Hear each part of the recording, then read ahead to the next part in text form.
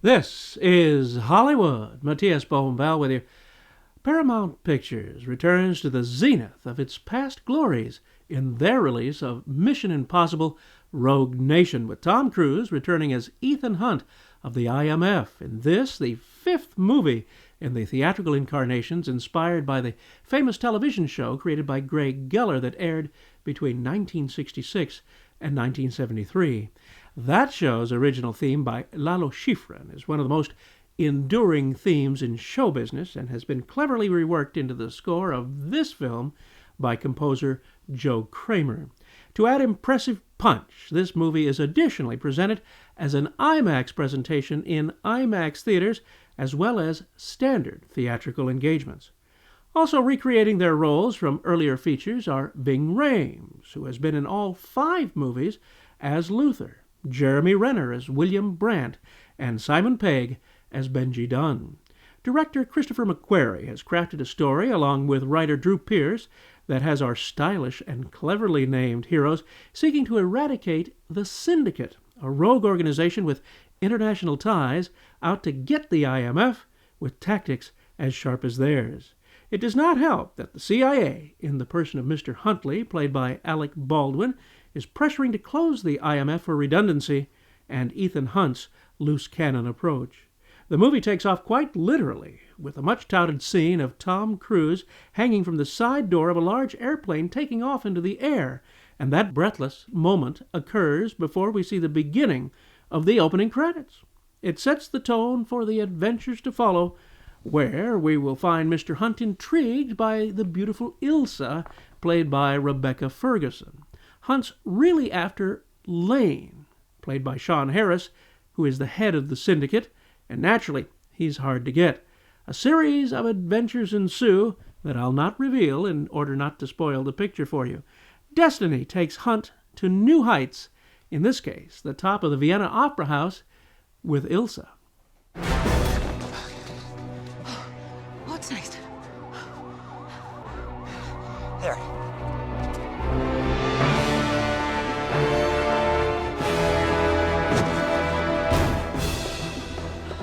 Shoes? Shoes, please.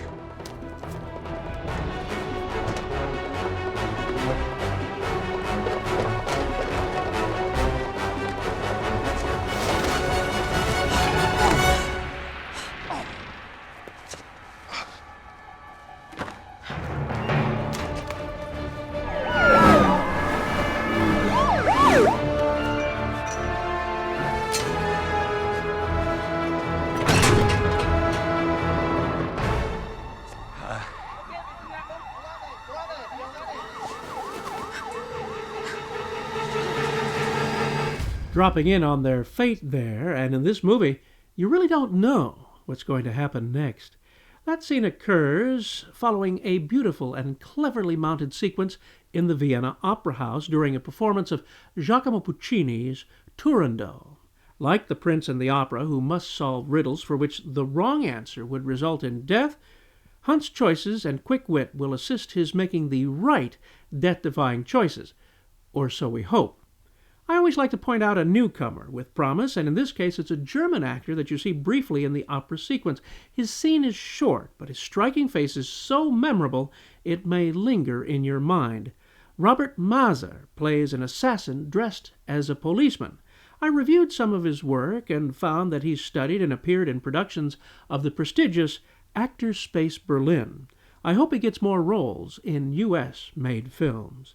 I had a great deal of fun enjoying this, which was marvelously lit and photographed by Robert Elswit, whose work in such films as Good Night and Good Luck, Desert Hearts, Boogie Nights, and Magnolia stand out as fine examples of his craft. He also photographed the previous Mission Impossible movie, Ghost Protocol. There's one great scene where Ilsa is having a knife fight with one of Lane's henchmen, played by an actor who gets cast in these type of roles quite often, Jens Hulten, who you may remember from The 100-Year-Old Man Who Climbed Out the Window and Disappeared. As the two go at it, their shadows cast them in large duplicate against the walls, like the many great Errol Flynn swashbuckler classics, where sword fights were given a great visual style by showing giant shadows of the principals in battle. There are many visual tips of the hat to classic cinema throughout, which brought a smile to my face again and again throughout the movie. Beautiful color design and fabulous real location shooting really make this an adventure in the grand style of the spy films of the 1960s. Of course, there's plenty of action and remarkable chase scenes, and we'd be remiss not to offer a small sampling of what you might expect. Fasten your seatbelt.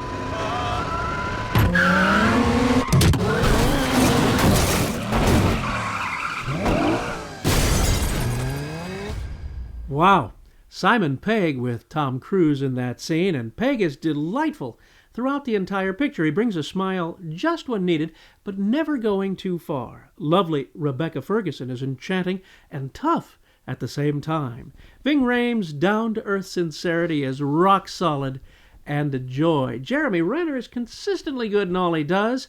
In this movie, simmering under pressures brought on by Alec Baldwin in the type of role that Baldwin is famous for. In addition to the classic original theme of Mission Impossible, composer Joe Kramer, seen here at the New York premiere of this movie, works in motifs of Puccini's Nessun Dorma as a light theme for Ferguson when she appears with Tom Cruise. And that same selection from Turandot is what is performed during the opera sequence, perhaps my favorite part in a movie full of entertainment. Whether you see it in bigger-than-life IMAX or even in a standard screening, fast as a fuse, Mission Impossible Rogue Nation is phenomenal fun. The Motion Picture Association of America has given this a PG-13 rating. Your mission, if you choose to accept it, is to see this picture. This review will self-destruct in 30 seconds. This is your pal, Matías Bombal, bidding you a fond farewell.